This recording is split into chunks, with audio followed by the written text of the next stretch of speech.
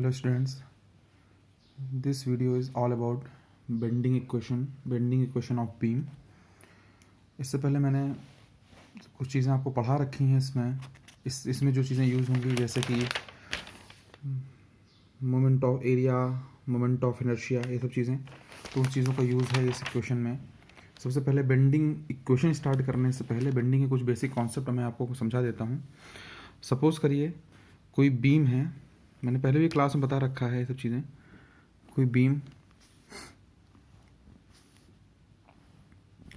इस बीम पे लोड अगर लगेगा, ऊपर से कोई लोड लग रहा है, यानी कि इसको इस तरह से मोड़ा जा रहा है। जैसे मैंने क्लास में आपको कोई भी पेन उसको बेंड करके मोड़ करके दिखाया था।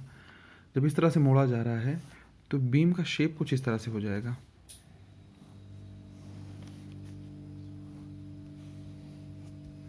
कुछ इस तरह से हो जाएगा। तो इससे आप देख सकते हैं कि जो इसका टॉप फाइबर है ये कंप्रेशन में होगा और जो बॉटम फाइबर है ये टेंशन में होगा। टॉप कंप्रेशन में, बॉटम टेंशन में, ये सबसे ज़्यादा समझने वाली चीज़ है। और जब टॉप फाइबर कंप्रेशन में होगा तो टॉप फाइबर से आसपास जो चीज़ें होंगी वो भी कंप्रेशन में होंगी, ये टेंशन में होगी। इस चीज़ से आप समझ सकते हो कि जो भी टॉप में फाइबर है ये कंप्रेशन, यानी कि इसमें कॉन्ट्रैक्शन आएगा या छोटे हो जाएंगे। जो बॉटम फाइबर है उनमें टेंशन आएगा, ये एक्सपैंड हो जाएंगे। तो ये कहीं कंप्रेशन हो रहा है, कहीं एक्सपेंशन हो रहा है, तो इसके बीच में कहीं एक ऐसी लाइन आएगी, मैं रेड पेन से इसको दिखाता हूँ। कोई बीच में एकदम मिडिल में या कहीं किसी एक सेक्शन पे ऐसी लाइन आएगी जिसमें ना तो टेंशन होगा ना तो कंप्रेशन होगा। ऐसा भी होगा कि टॉप पे कंप्रेशन, बॉटम में टेंशन। अगर इसका बेंडिंग स्ट्रेस बनाएं तो टेंशन, अगर कंप्रेशन को हम ऐसे दिखाएं और टेंशन पॉजिटिव डायरेक्शन में, टेंशन को नेगेटिव डायरेक्शन में शो करें और इन दोनों को मैच कराएं, तो कोई एक ऐसी पोजीशन आएगी जहाँ पे ये ज़ीरो होगा। ये पॉजिटिव, ये नेगेटिव और ये ज़ीरो कंडीशन आएगी। तो इसी को बोलते हैं न्यूट्रल एक्सिस। ठीक है, इसको बोलते हैं न्यूट्रल एक्सिस, जहाँ पे टेंशन और कंप्रेशन किसी भी टाइप की स्ट्रेस नहीं होती। This is called neutral axis. ठीक है। दूसरी चीज़, जब ये इसको बेंड किया, बेंड करने के बाद ये कर्व्ड हुआ, ये कर्वेचर आया, इसमें कर्वेचर आया, तो ये किसी पॉइंट के अबाउट कर्व हुआ होगा, किसी पॉइंट के अबाउट कर्व हुआ होगा। तो इस पॉइंट के अबाउट जिसके कर्व हुआ, इसको पूरा सर्किल अगर पूरा बनाया जाए, इस सर्किल को पूरा किया जाए, तो इस सर्किल की कोई रेडियस होगी। ठीक है। तो इस बेंडिंग के भी कोई ना कोई पॉइंट होगा कहीं ना कहीं, उसके अगर अबाउट अगर इसको पूरा सर्किल बनाया जाए, ठीक है, तो उसकी कोई रेडियस होगी, रेडियस होगी।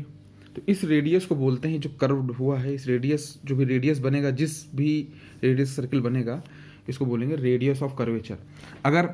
अगर कर्वेचर कम होगा तो उसकी रेडियस बहुत बड़ी होगी, क्योंकि ये सर्किल कंप्लीट करने में बहुत ज़्यादा पूरा कंप्लीट करना पड़ेगा। और अगर रेडियस बहुत ज़्यादा होगा, मान लीजिए ऐसा कर्वेचर है, तो इसको कंप्लीट करने के लिए कुछ नहीं करना पड़ेगा, बहुत छोटा सा बन जाएगा। और ये इसका रेडियस से ये, तो उसी तरह से बीम जब बेंड होती है तो इसका एक रेडियस ऑफ कर्वेचर होता है। बीम या कोई भी चीज़ जो बेंड होती है, कर्व होती है, आपने सर्वे में पढ़ा होगा, कर्व्स में रेडियस ऑफ कर्वेचर होता है, उसी तरह से ये इसका रेडियस ऑफ कर्वेचर होगा। और इसके सेंटर से दोनों पॉइंट पे अगर मैच कराया जाए, इसी तरह से दोनों पॉइंट मैच कराया जाए, तो एक एंगल बनेगा। ठीक है, इसको बोलते हैं एंगल ऑफ बेंडिंग, या जो भी आपने सर्वे में कुछ चीज़ें पढ़ी होंगी, पर यहाँ पे एंगल ऑफ बेंडिंग ही बोलेंगे इसको। ठीक है। अब ये जो मैंने बताया, ये एरो शो किया, तो एक मूवमेंट है। अब मूवमेंट किसी भी टाइप से जनरेट हो सकता है। मे बी मूवमेंट लोड लगने की वजह से जनरेट हो रहा हो, या अलग से मूवमेंट लगाया जा रहा हो।